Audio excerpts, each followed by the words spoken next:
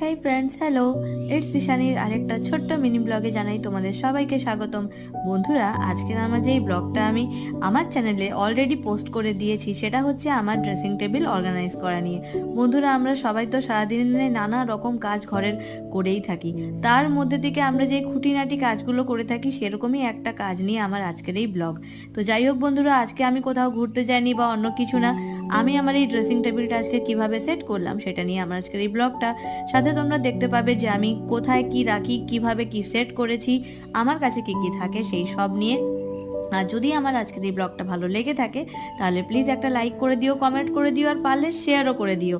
তো বন্ধুরা, দেরি নয়, ঝটপট আমার চ্যানেলে চলে যাও। আমি অলরেডি আমার ব্লগটা পোস্ট করে দিয়েছি। যদি ভালো লেগে থাকে তাহলে আমাকে সাপোর্ট করে আমার পাশে থেকো। আবার দেখা হচ্ছে তোমাদের সঙ্গে খুব তাড়াতাড়ি, সঙ্গে নিয়ে অন্য কোনো ব্লগ। আর ততদিন পর্যন্ত অবশ্যই দেখতে থাকো কি ইটস ঈশান।